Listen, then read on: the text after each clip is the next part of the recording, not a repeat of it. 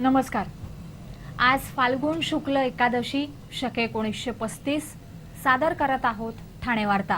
ठळक घडामोडी। राजकीय पक्षांना भारतीय झेंडा प्रचाराच्या निवडणुकीत वापरण्यास निवडणूक आयोगाची मुभा।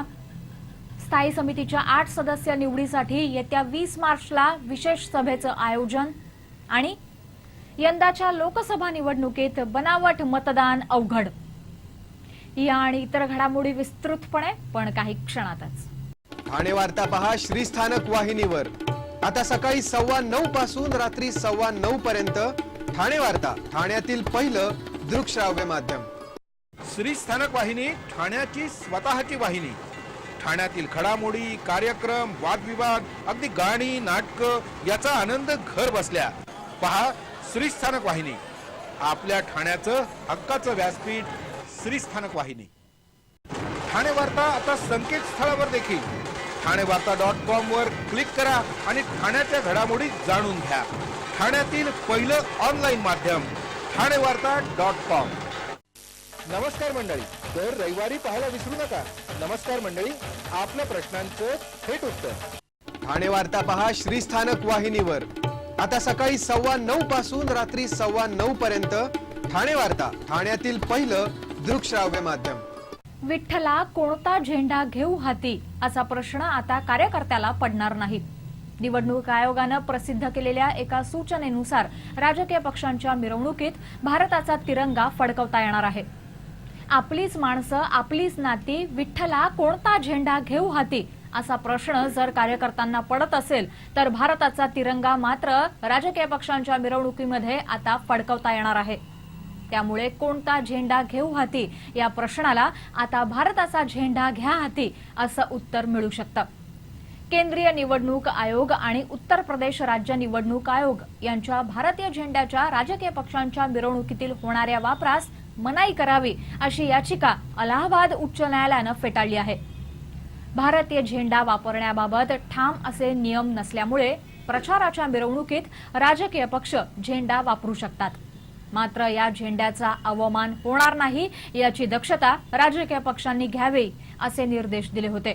या निर्देशावर केंद्रीय निवडणूक आयोगानं राजकीय पक्षांच्या मिरवणुकीत भारतीय झेंडा वापरण्यास कोणतीही मनाई नसल्याचं स्पष्ट केलं आहे। ठाणे महापालिकेच्या स्थायी समितीवर 8 सदस्य निवडण्यासाठी येत्या 20 मार्चला विशेष सर्वसाधारण सभेचं आयोजन करण्यात आलं आहे। महापालिका निवडणुकीनंतर त्रिशंकू अवस्था निर्माण झाल्यामुळे पालिकेची कोणतीच समिती निर्माण होऊ शकलेली नाही। स्थायी समिती यासाठीही बऱ्याच न्यायालयीन लढाया झाल्या, त्यानंतर स्थायी समितीची स्थापना होऊ शकली। दर 2 वर्षांनी स्थायी समितीमधून 8 सदस्य निवृत्त होतात आणि त्यांच्या जागी नवीन 8 सदस्य नियुक्त केले जातात। प्रत्येक पक्षाच्या सभागृहातील ताकदीनुसार ही निवड होत असते। पक्षानं दिलेल्या उमेदवारांची नावं सर्वसाधारण सभेत जाहीर केल्यावर ही निवड होते। येत्या 20 मार्चला यासाठी विशेष सर्वसाधारण सभेचं आयोजन करण्यात आलं आहे। आगरी इज किंग तर्फे लवकरच आगरी भाषेतील चारोळ्यांचं ई बुक प्रकाशित केलं जाणार आहे। आगरी समाजातील प्रत्येक तरुणापर्यंत आपल्या भाषेतील साहित्य पोचावं, आगरी बोली भाषेतील कवितांचा आस्वाद घेता यावा यासाठी कवी सर्वेश तरे साहित्य क्षेत्रात एक नवीन प्रयोग करत आहेत। वाचनाची आवड नसलेल्यांना पण चारोळ्या आवडतात, कारण 4 ओळीत त्या खूप काही सांगून जातात। या चारोळी संग्रहाचं नाव झोर असून हे ई बुक साकारण्यासाठी प्रसिद्ध कवी गझलकार कैलास गायकवाड यांचं मार्गदर्शन लाभलं आहे। झोर या आगरी शब्दाचा मूळ अर्थ खूप मारणं, जोडणं किंवा पटापट करणं असा आहे। हे ई बुक असल्यामुळे ते कोणत्याही उपकरणावर वापरता येणार आहे। ज्यांना आगरी चारोळ्या पाठवायच्या आहेत त्यांनी 20 मार्च पर्यंत आपल्या चारोळ्या पाठवाव्यात। अधिक माहितीसाठी 90 967 20 999 या दूरध्वनी क्रमांकावर संपर्क साधण्याचं आवाहन करण्यात आलं आहे। लोणावळ्यातील श्री एकवीरा देवस्थान ट्रस्टच्या अध्यक्षपदी अनंत तरे यांची पुन्हा निवड झाली आहे। एकविरेच्या गडावर झालेल्या या बैठकीत ही निवड झाली। एकविरा देवस्थान ट्रस्टच्या घटनेप्रमाणे निवड प्रक्रियेमध्ये कार्यकारी मंडळावर गुरव प्रतिनिधी 3, पुजारी, वेहरगावचे सरपंच, वेहरगावामधील स्थानिक नागरिक 2 आणि महाराष्ट्रातील 2 भाविक अशी निवड करण्यात आली।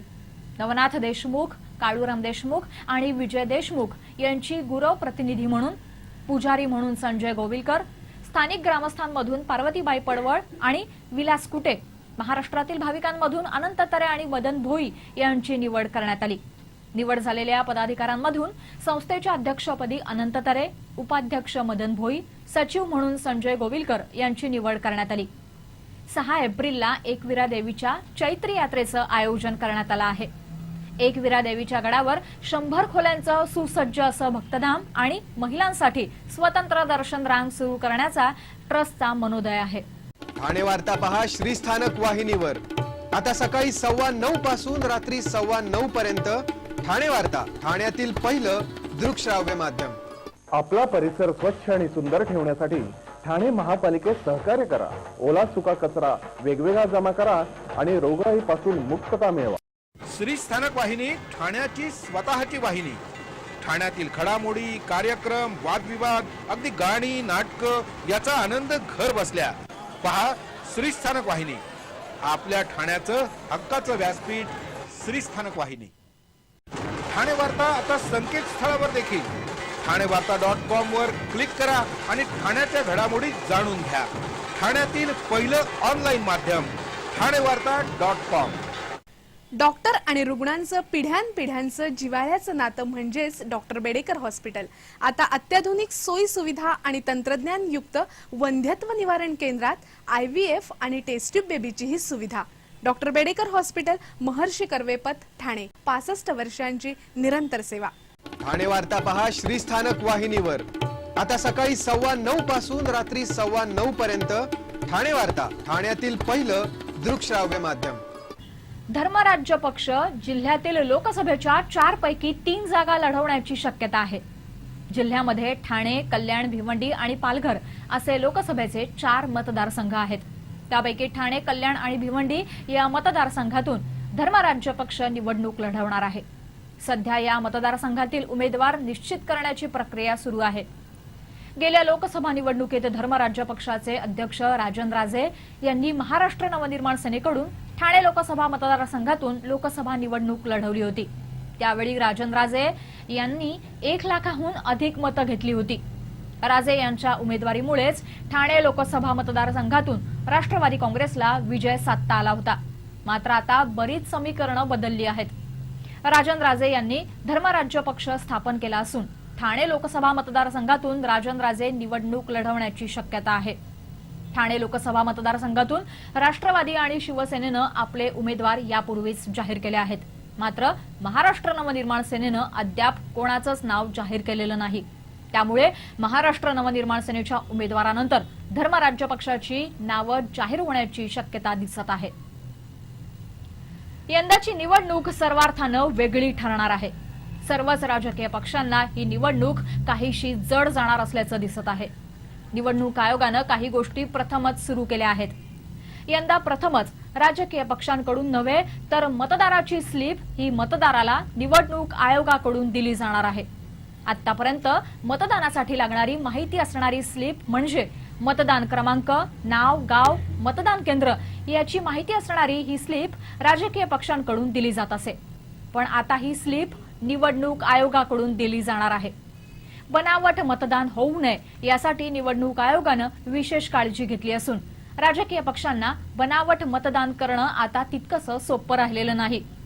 मतदार यादीवर छायाचित्र आणि ओळखपत्रावरही छायाचित्र बंधनकारक करण्यात आल्यामुळे एकमेकांच्या नावावर बनावट मतदान करणं आता अवघड झालं आहे।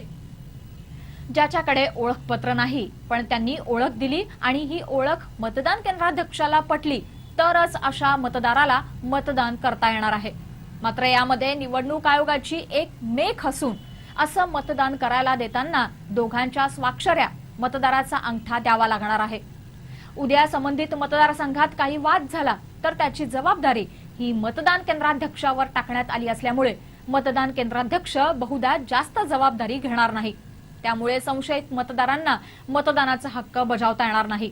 पण यामुळेच बनावट मतदाराला आळा बसला जाणार। यासाठीच जिल्हाधिकारी पी वेलरासू मतदारांना आपलं नाव यादीत आहे की नाही याची खात्री करून घेण्याचं वारंवार आवाहन करत होते। निवडणूक आयोगाच्या या खबरदारीमुळे एखाद्या योग्य मतदाराचाही मतदानाचा हक्क डावलला जाऊ शकतो, पण आता त्याला पर्याय राहिलेला नाही. त्यामुळेच राजकीय पक्षांना ही निवडणूक पूर्वी इतकी सोपी राहिलेली नाही.